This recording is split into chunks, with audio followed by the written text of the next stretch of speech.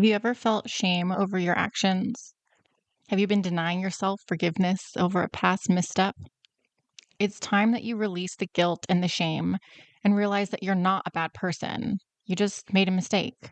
We all make mistakes. And today I'm going to teach you how you can learn to forgive yourself, whether it's a minor hiccup or a major offense. I'm also getting pretty personal in this episode, and I'm extremely vulnerable. It's going to be real and raw and has the potential to change the way that you view yourself. So stay tuned and make sure that you listen till the end so you can learn how to get my free ebook on forgiveness. Welcome to Jotindi, Journey to the Inner Divine, a sacred space for healing energy, emotional release, and soulful transformation. If you're ready to live with joy, ease, and purpose, you're in the right place. When I was 18, I got married. It didn't last long, and I think we were both a bit too young, and I was far too unhealed to be making those kinds of decisions. I won't go into details out of respect for him, but let's just say we both made some mistakes, and it's been a long road for me to come to terms with the part that I played in the breakdown of that relationship. This week, I got news. He's getting remarried. I think most people would assume that I would have some less than desirable feelings, maybe a little grief or resentment, but it was quite the contrary. I was flooded with feelings of joy. I felt genuine happiness for him, and it felt amazing. In order to honor my feelings and to continue my own healing path, I decided to write him a letter, not to send it, but as an act of closure and reflection for myself. And I want to be clear, this episode isn't about the relationship itself, but about the lessons that surfaced through writing this letter and the takeaways that I believe can greatly benefit you. One of the feelings that I have toward my ex is profound gratitude.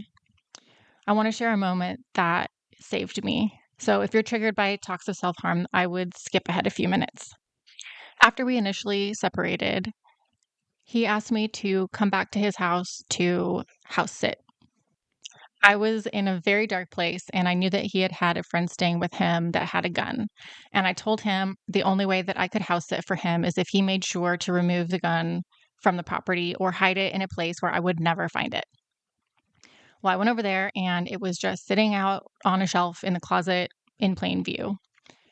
I was in a really bad way, and I was sitting on the couch with the gun to my head, thinking about how guilty I was going to feel for leaving this horrible scene for him to come home to. He called me on the phone. We talked briefly and then hung up. I put the gun back to my head, and I briefly considered moving to the restroom so that it would be easier to clean up. He called me back immediately, and I answered the phone pretty rudely. I just said, "What?" And he said, "I don't know. I don't have a reason to call you back. I just felt a really strong urge that I needed to call you back, but I don't really have anything to say." I said, "Okay, thank you." And we hung up the phone, and I decided that that was my sign from the universe that I should not do this, that that was a divine intervention moment. And if I still felt this terrible the next day, the gun would still be there. But for now, I was going to put it away and go home. So even in the midst of a very difficult time for him, he was still able to have this profound life-saving impact on me, and he never even knew it. And this is also a moment that I like to reference when I talk about following your intuition. It is so important to develop our connection to the divine because it leads us to make simple actions, like a quick phone call to say nothing at all, that could literally save a life. And this has become a huge part of my healing story. And even though I was very grateful, I still wasn't able to release my own guilt and shame about the way things ended between us. When we carry guilt and shame, especially guilt that we don't even realize that we're holding, it seeps into our choices. It whispers that we don't deserve better, that we have to accept whatever comes, and that somehow we need to keep punishing ourselves. For me, that showed up in my relationships. After my divorce, I remarried an emotionally abusive alcoholic. His carelessness and lack of respect for me nearly cost me my life. And toward the end of our marriage, he lived as if he wasn't even married. His friends didn't even know I existed. That was humiliating and deeply painful. And while none of that was my fault, I can look back now and see that if I had truly believed that I deserved love and respect, I would have left so much sooner. Later, I entered another relationship with a narcissist who used financial, emotional, and physical abuse to keep me trapped. I literally had to escape while he was at work. And again, if I had trusted in my own ability to care for myself and believed that I deserved better, I never would have even allowed that relationship to begin. And these were ways that I was unconsciously punishing myself and holding on to guilt and shame from my past marriage. It meant I didn't allow myself to receive love, safety, or kindness. I accepted scraps because I thought that's what I deserved. And until I forgave myself, I couldn't break that cycle. That's how guilt and shame work. They're quiet but powerful.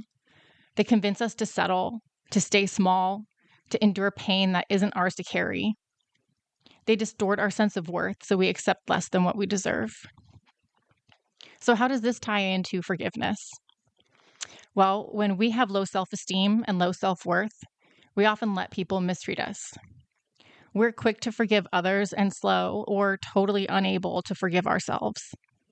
And here's the truth about forgiveness. Forgiveness often feels like it should be about the other person, like, I forgive you so you can be free. But in actuality, forgiveness is an act of liberation for ourselves. It's the choice to stop carrying the poison that eats away at our peace. Forgiveness is not approval. It doesn't mean that what happened was okay or that we minimize the harm done. Forgiveness is not reconciliation. You do not need to invite someone back into your life to forgive them. And forgiveness is not forgetting. You can remember the lesson without carrying the wound forever.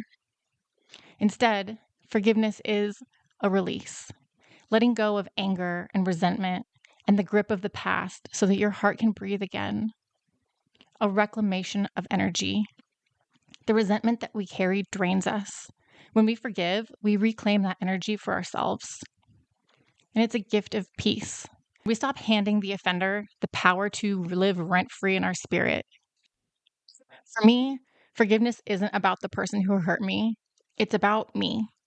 It's about my right to inner peace. It's about choosing not to let anger or resentment keep me tied to someone who's already done enough damage. Forgiveness is the key that unlocks me from that prison. And when we talk about self-forgiveness, this is often the hardest part. We spend our whole lives holding ourselves to unrealistically high standards, convincing ourselves that we should be never making mistakes. And if we do, we are bad people or fundamentally flawed in some way. Self-forgiveness is what allows us to break free from repeating cycles and open ourselves to healthier, more loving experiences. So let's translate that same definition of forgiveness of others to ourselves. Self-forgiveness is not approval. Self-forgiveness doesn't mean that we approve of our past actions or choices. It means that we acknowledge them with compassion instead of shame. It's not denial. We don't erase what happened. We remember the lessons without endlessly punishing ourselves. And it's not avoidance. It's not about pretending that it didn't hurt us or others. It's about owning it, learning, and then choosing freedom. Self-forgiveness is a release. It's letting go of the guilt and shame that keep us stuck in cycles of self-punishment. It's a reclamation of worth, choosing to see yourself as inherently deserving of love, respect, and happiness, even if you made mistakes. It's a gift of healing, creating space for your growth by saying, I did the best I could with what I knew then, and now I know better. When you forgive yourself, you stop needing to punish yourself. You start honoring your worth. And that's when you stop tolerating what doesn't serve your soul. In my case, I received forgiveness from my ex years ago. He was extremely gracious and offered me something that I didn't feel I deserved, so I blocked it. I was unable to accept his forgiveness because I was still punishing myself. The truth about forgiveness is that receiving someone else's forgiveness isn't enough if we don't extend it to ourselves. Self-forgiveness is the missing piece that frees us.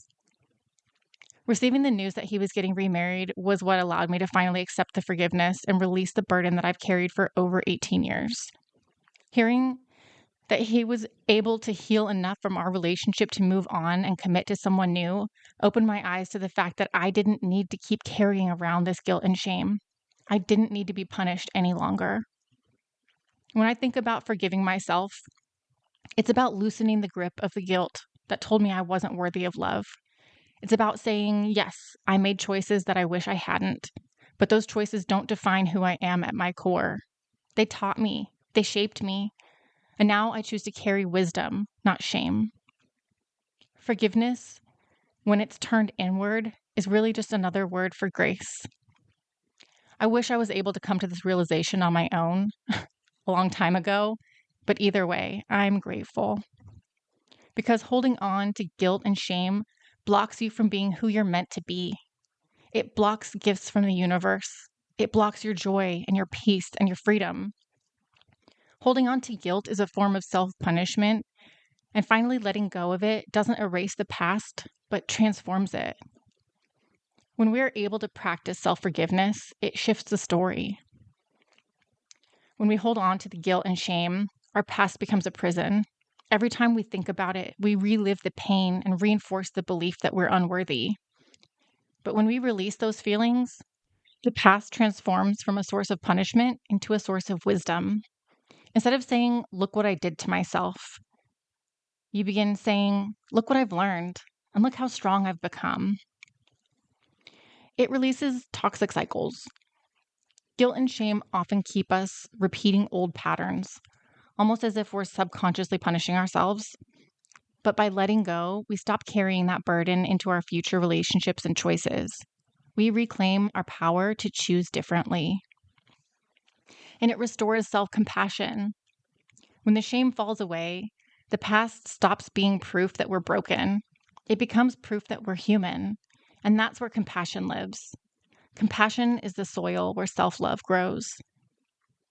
It helps align you with peace.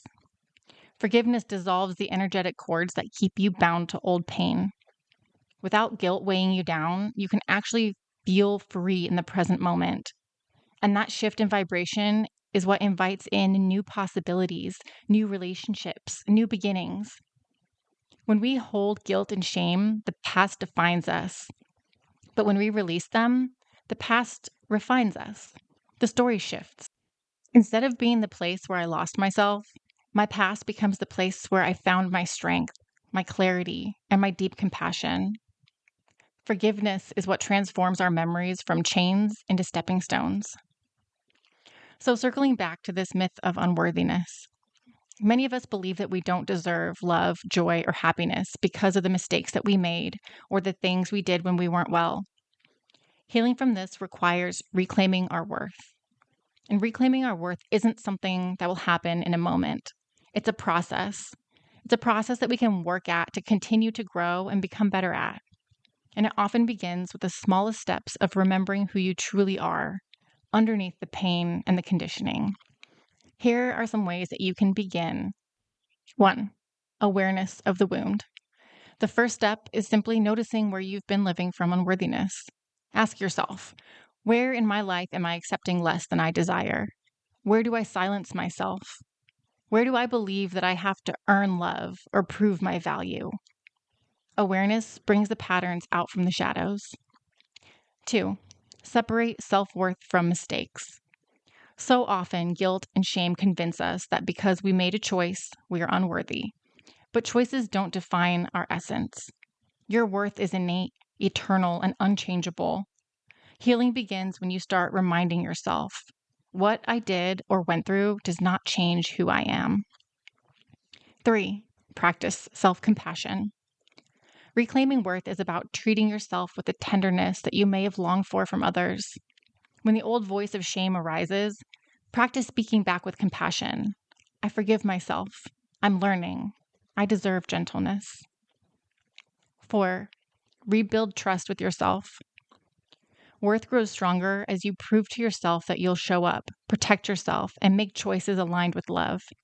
That could look like setting boundaries, keeping promises to yourself, or walking away from what drains you. Every act of self-honoring says, I am worthy. And 5, connect with the divine truth of who you are.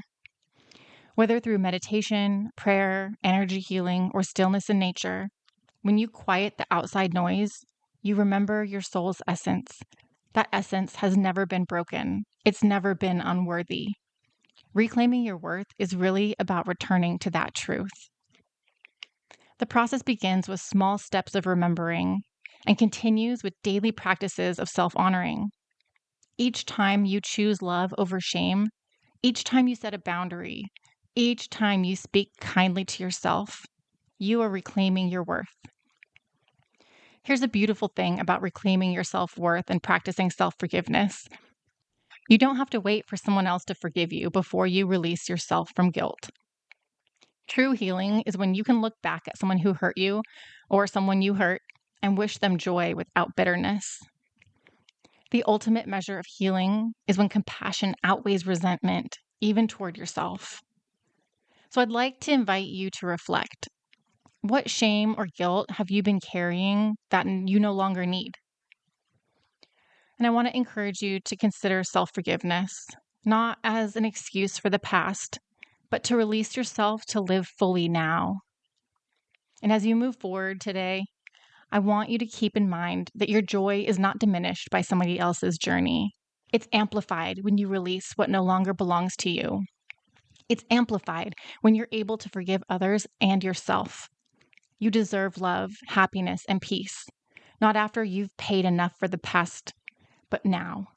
Forgiveness is the gift you can give yourself to begin again. And that's why I wrote a book about forgiveness. If you're interested in diving in a little deeper into this topic, I wrote a free ebook complete with journaling prompts to help you discover what forgiveness truly means, how you can learn to offer it freely, and how it can completely transform your life. Thank you for allowing me to share with you some of my most personal moments today. It's never easy opening up about our shame, but like Brené Brown said, owning our story can be hard, but not nearly as difficult as spending our lives running from it. Embracing our vulnerabilities is risky, but not nearly as dangerous as giving up on love and belonging and joy. The experiences that make us the most vulnerable, only when we're brave enough to explore the darkness will we discover the infinite power of our light.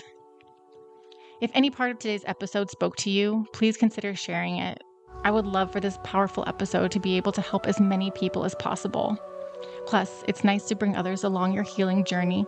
And remember, there is no path to happiness. Happiness is the path.